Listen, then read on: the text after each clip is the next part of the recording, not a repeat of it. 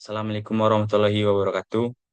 Saya Rizky Fernando, NIM 243380025 dari Prodi Teknik Mesin NK atau S1. Akan menyampaikan penjelasan tentang material teknik.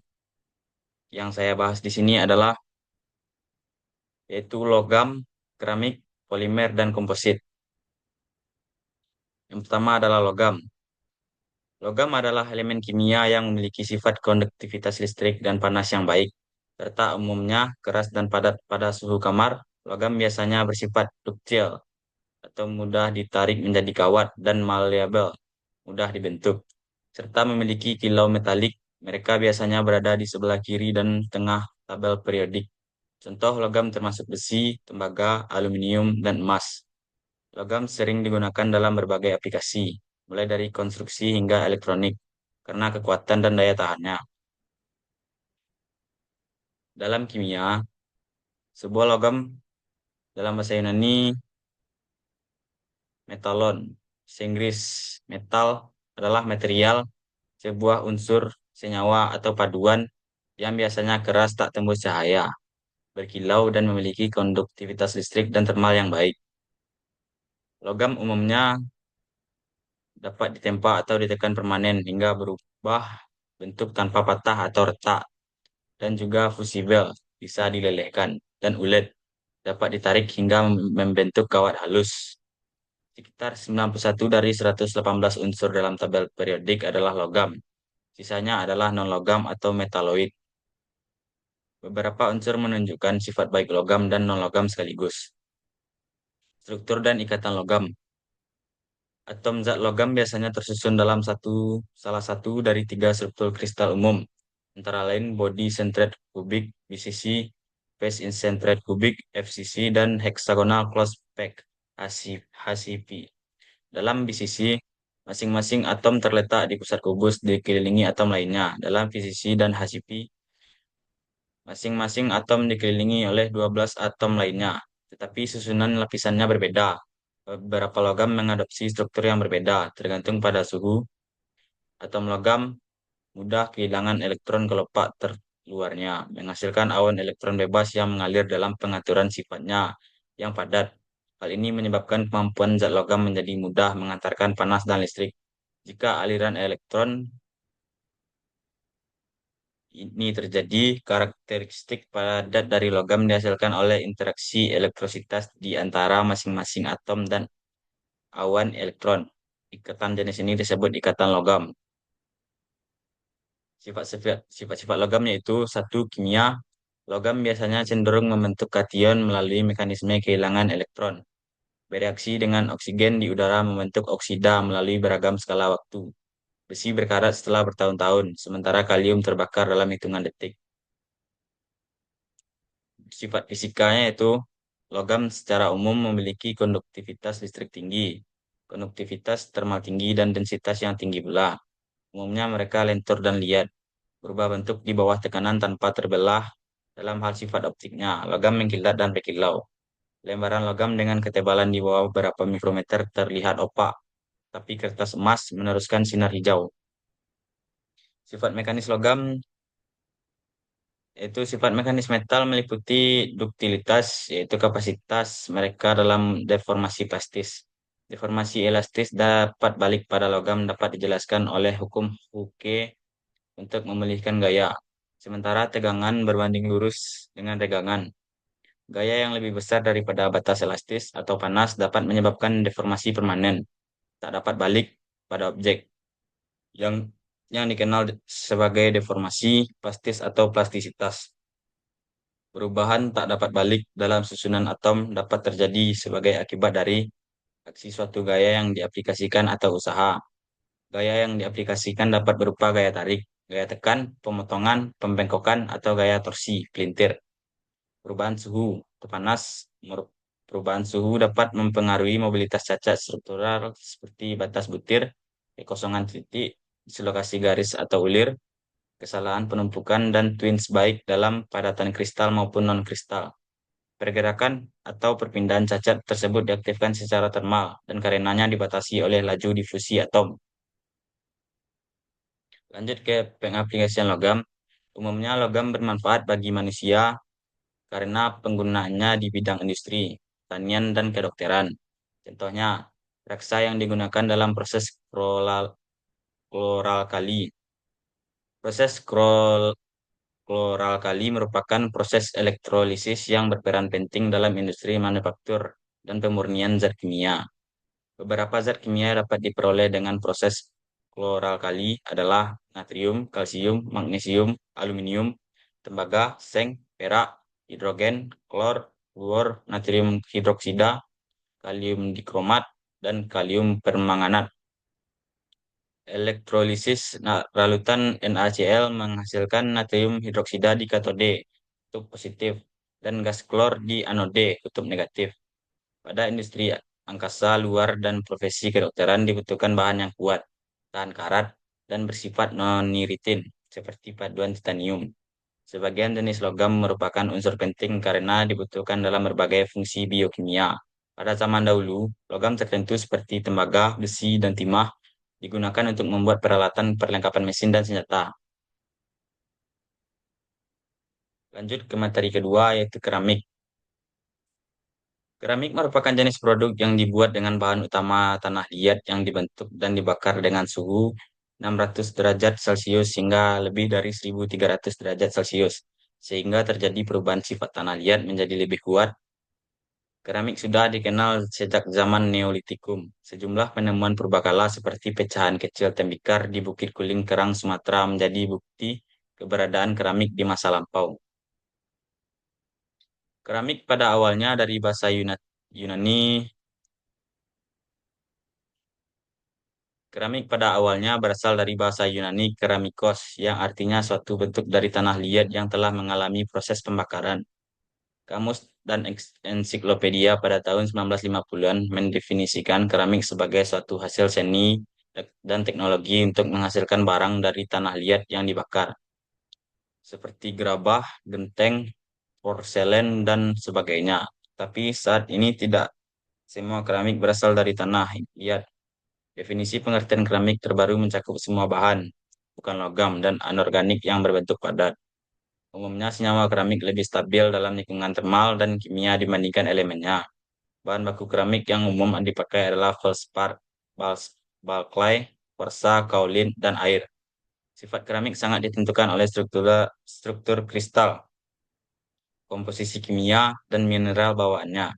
Oleh karena itu, sifat keramik juga tergantung pada lingkungan geologi di mana bahan diperoleh. Secara umum, strukturnya sangat rumit dengan sedikit elektron-elektron bebas.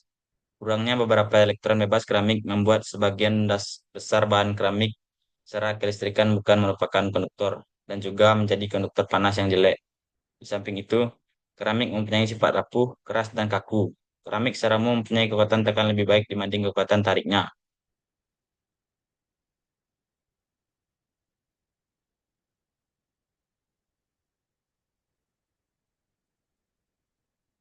Lanjut pada klasifikasi keramik. Keramik tradisional. Keramik tradisional yaitu keramik yang dibuat dengan menggunakan bahan alam seperti kuarsa, kaolin, dan lain-lain. Yang termasuk keramik ini adalah barang pecah belah, peralatan makan dan minum, gelas, piring, dan lain-lain. Keperluan rumah tangga, tegel, bata, dan untuk industri. Keramik halus, fine ceramics, keramik modern atau biasa disebut keramik teknik, advance keramik, engineering keramik, technical keramik adalah keramik yang dibuat dengan menggunakan oksida logam atau logam seperti oksida logam Al203, Zr02, Al2O3, ZrO2, MgO, dan lain-lain. Penggunaannya elemen pemanas, semikonduktor, komponen turbin, dan pada bidang medis.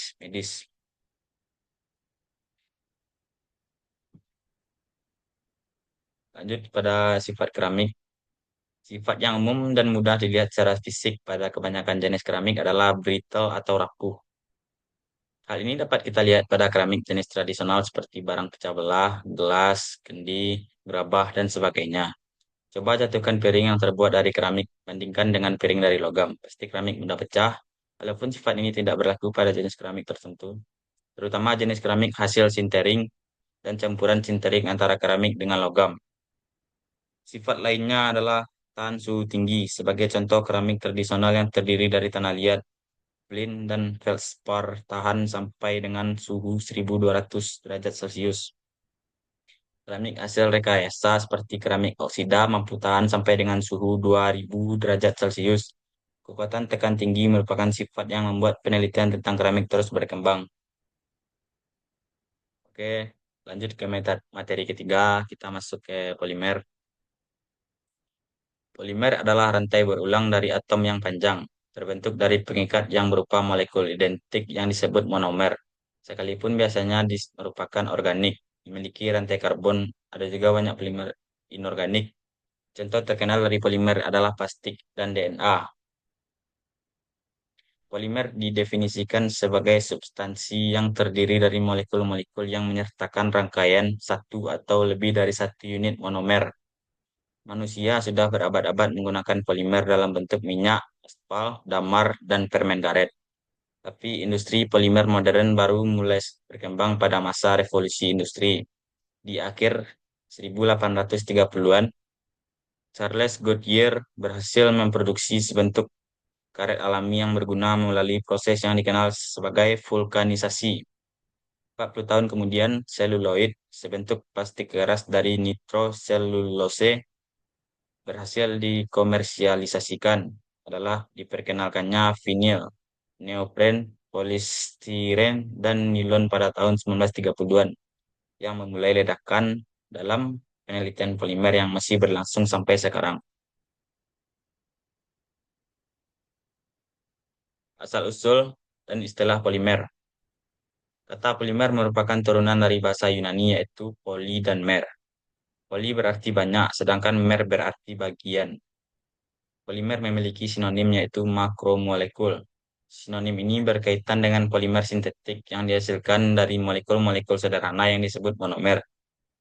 Penggunaan kata polimer pertama kali dilakukan pada tahun 1833 oleh kimiawan berkebangsaan Swedia yaitu Berzelius.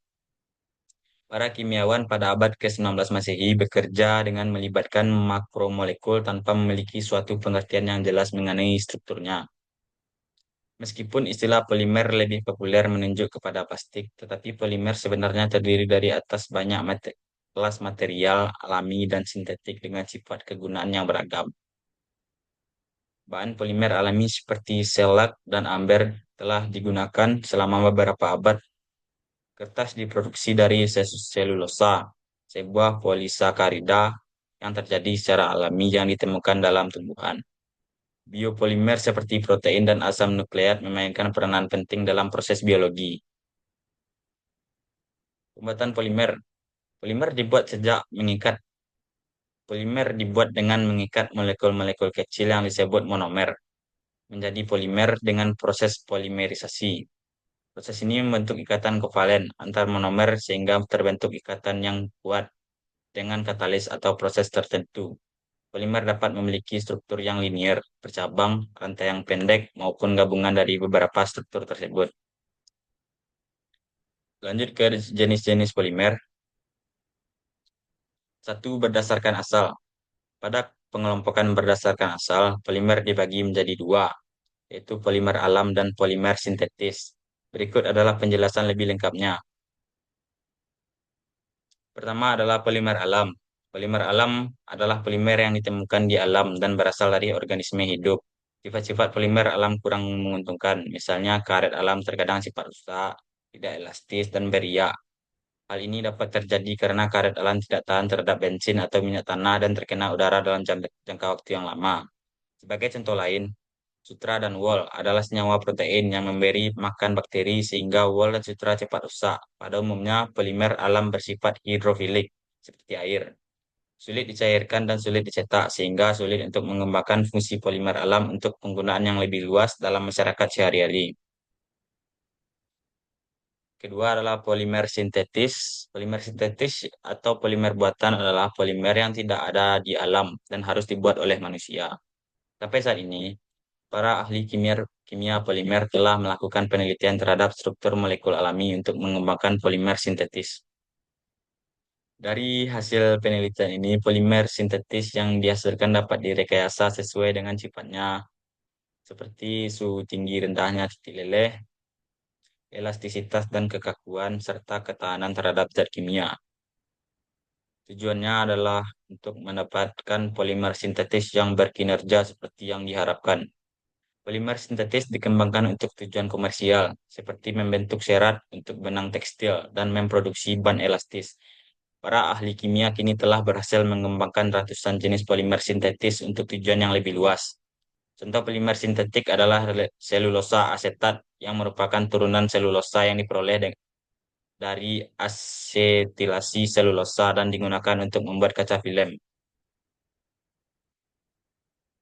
Dua, berdasarkan sifat terhadap panas. Termoplastik. Termoplastik adalah polimer yang lunak jika dipanaskan dan dapat berubah bentuk.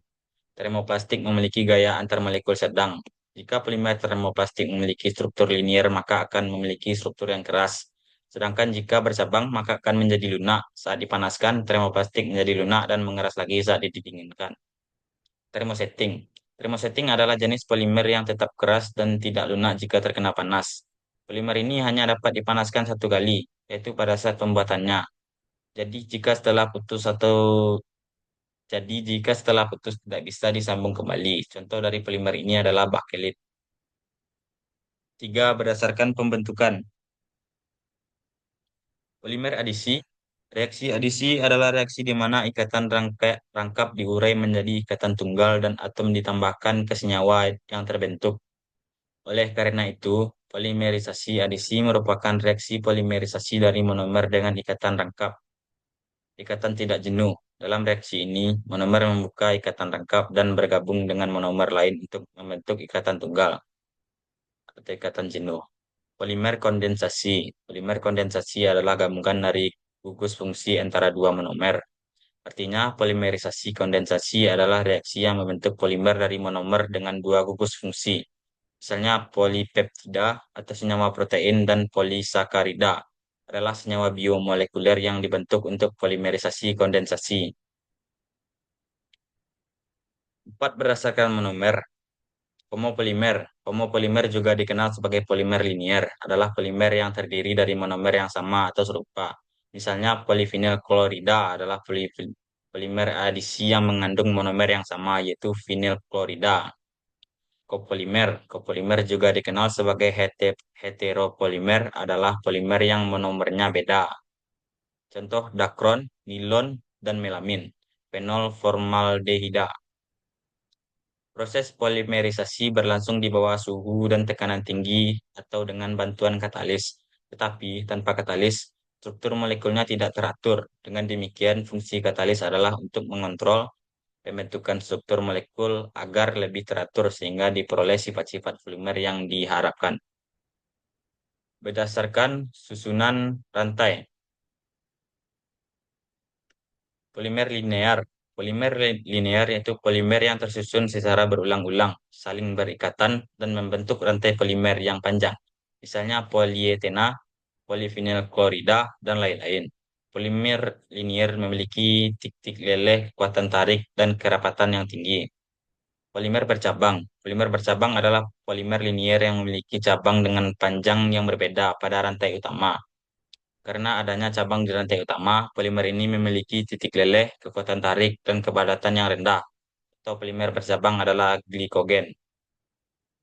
Polimer tiga dimensi. Polimer jaringan tiga dimensi atau polimer ikatan silang adalah polimer linier yang dihubungkan bersama untuk membentuk jaringan tiga dimensi. Polimer ini memiliki sifat sangat keras, kaku, dan rapuh. Contoh polimer rantai silang adalah bakelit dan resin urea formaldehida. Masuk ke contoh polimer. Contoh polimer dalam hidup kita sehari-hari pastinya kita sering menggunakan barang dengan bahan polimer. Berikut adalah contoh polimer dalam kehidupan kita sehari-hari. Satu, serat sintetis. Kapas adalah serat alam yang merupakan polimer karbohidrat, selulosa, dan polimer protein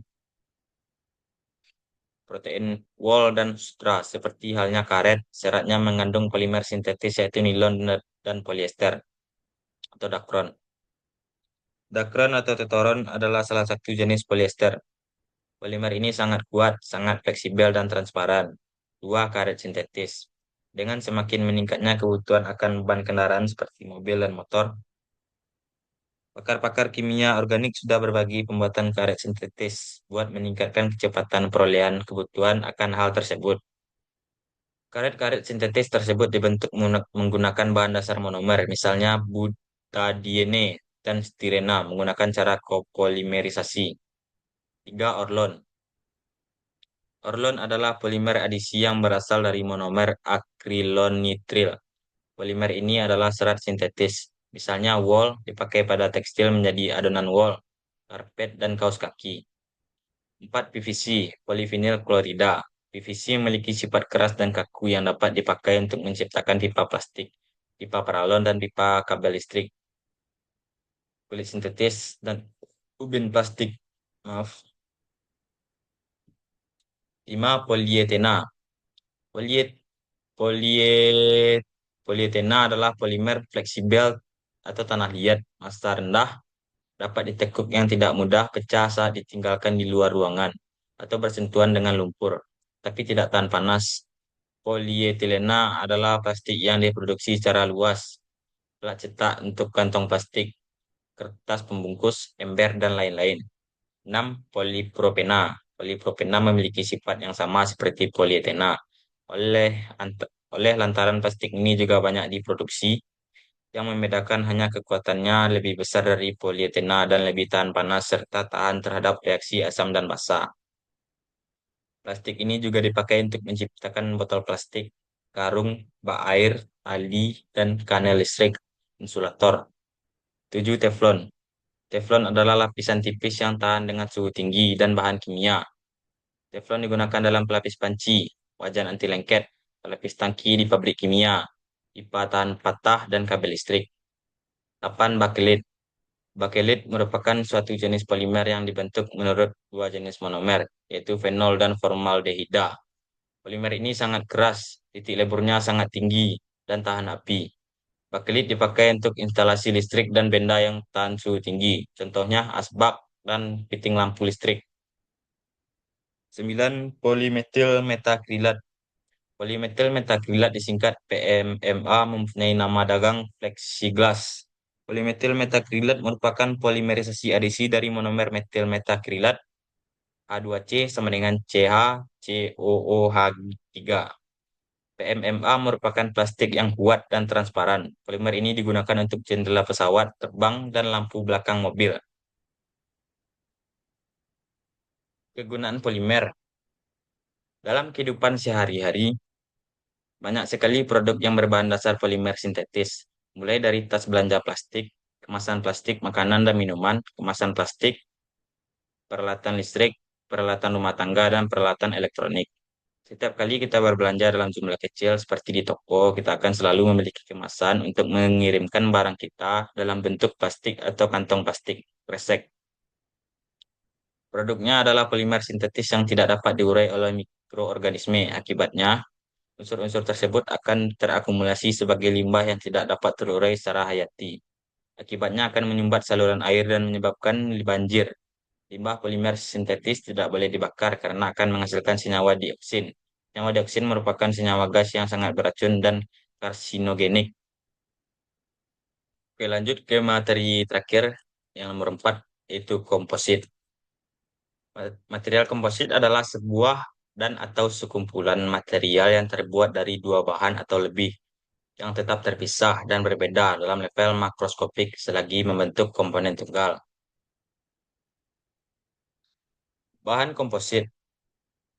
Bahan komposit atau adalah suatu jenis bahan baru hasil rekayasa yang terdiri dari dua atau bisa juga lebih dari dua bahan, di mana sifat masing-masing bahan tersebut berbeda setiap satu sama lainnya, baik itu sifat kimia maupun fisikanya, dan tetap terpisah dalam hasil akhir bahan tersebut.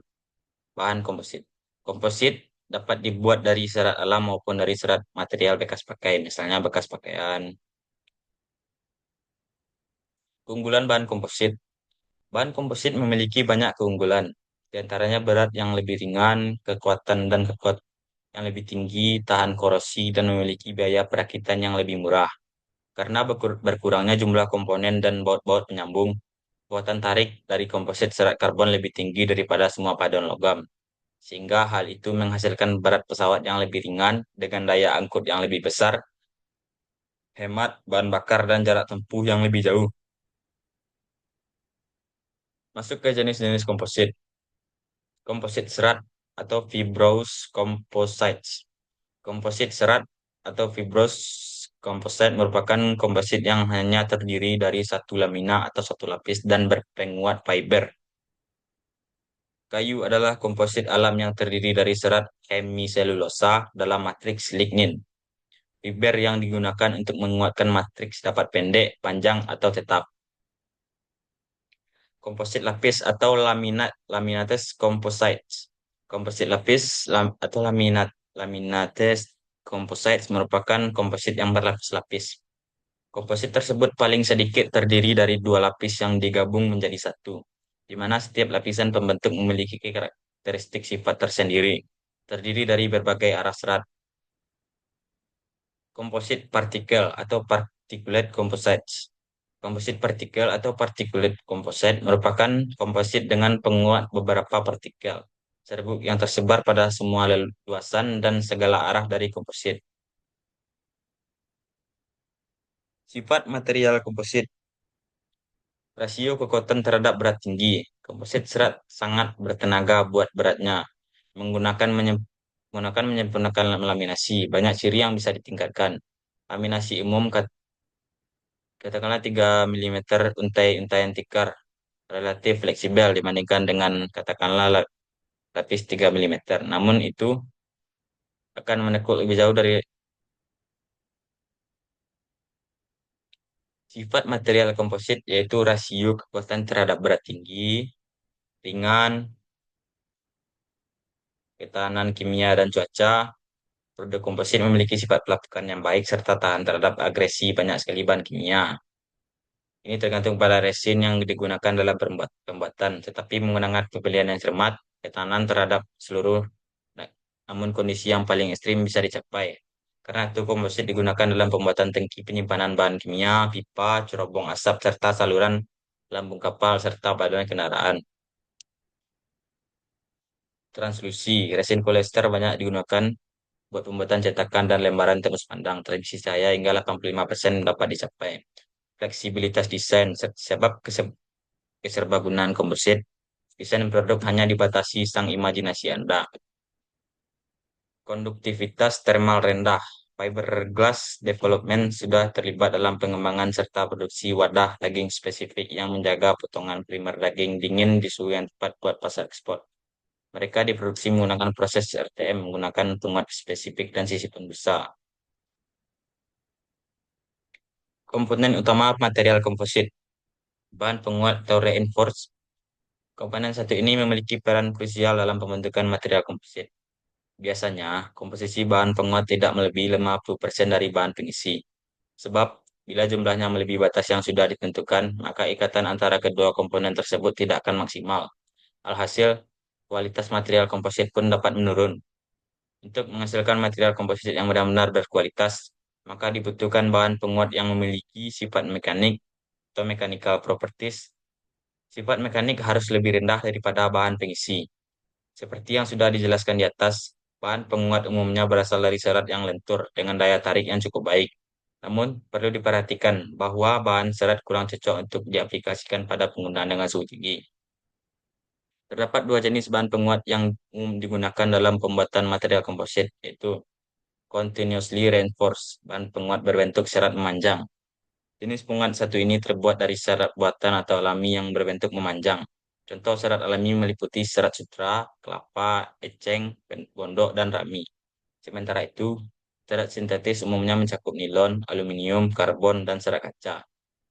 Lanjut, discontinuously reinforced atau bahan penguat berbentuk serat pendek.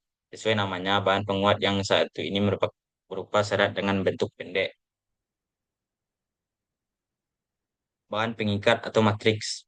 Bahan pengikat merupakan komponen lain dalam pembuatan material komposit yang memiliki sifat elastis, lunak, dan tahan. lama. Fungsi utamanya adalah untuk mengingat material penguat dalam komposit. Bahan pengikat juga umumnya lebih mendominasi dalam komposisi material komposit. Selain sebagai pengikat, masih ada beberapa fungsi lain dari bahan pengikat, antara lain menyebar dan meratakan tekanan serta tegangan yang berasal dari bahan penguat, melindungi bahan penguat dari kondisi lingkungan yang buruk dan gesekan mekanik, menahan posisi bahan penguat dalam material komposit, menstabilkan seluruh komponen komposit setelah melewati proses manufaktur. Umumnya, ada dua jenis bahan pengikat dalam material komposit, yakni termoplastik. Bahan ini termasuk jenis plastik yang dapat melunak dan mengeras berulang kali bila dipanaskan atau didinginkan. Bahan ini memiliki ketahanan terhadap suhu tinggi hingga 260 derajat Celcius dan terhadap korosi. Contoh termoplastik meliputi polistirena, polietilena, polipropilena, nilon, dan PVC. Termoset. Jenis plastik satu ini umumnya digunakan dalam proses pembentukan komposit yang menggunakan penguat berupa serbuk dan serat. Bedanya dengan termoplastik adalah bahan ini tidak bisa berubah sesuai dengan kondisi suhu atau bersifat permanen. Contoh dari termoset antara lain epoksi, fenol, dan resin poliuretane.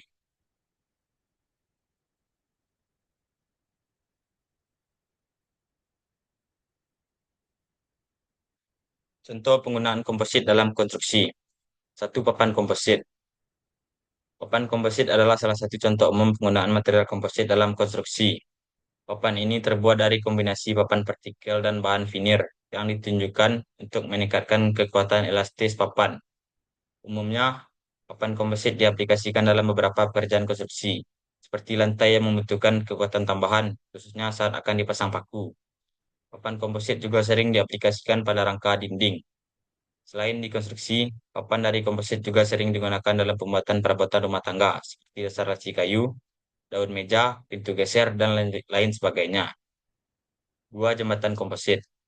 Jembatan komposit merupakan inovasi dalam sektor konstruksi jembatan.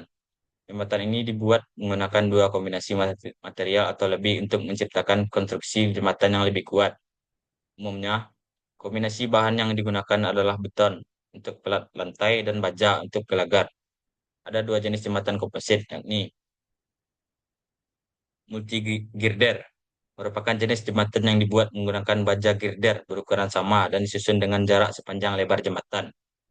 Hal ini membuat proses konstruksi menjadi lebih efisien dan jembatan memiliki kekuatan yang luar biasa. Ladder deck. Jenis jembatan ini merupakan modifikasi dari jenis multi girder yang dibuat menggunakan dua girder dan satu cross girder. Hal ini meningkatkan kekuatan dan kestabilan jembatan secara keseluruhan. Kolom komposit. Kolom komposit merupakan bagian krusial dalam struktur suatu bangunan. Kolom ini terbuat dari kombinasi profil baja dan beton. Profil baja sendiri berfungsi sebagai struktur kolom horizontal dan mampu menghemat waktu proses pembangunan. Sementara itu, beton berfungsi sebagai pelindung profil baja yang berongga. Secara umum, terdapat dua jenis kolom komposit, yakni kolom baja berselubung beton.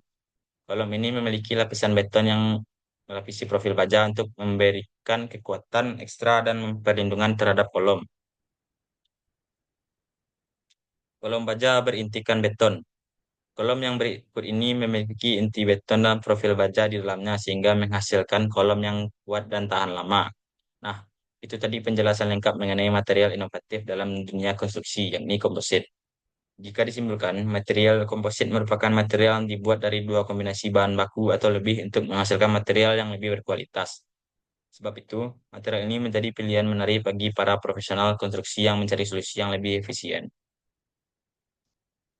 Baiklah, itulah sekedar penjelasan tentang material logam, keramik, polimer, dan komposit dari saya. Maka terima kasih sudah mendengarkan. Saya pamit. Assalamualaikum warahmatullahi wabarakatuh.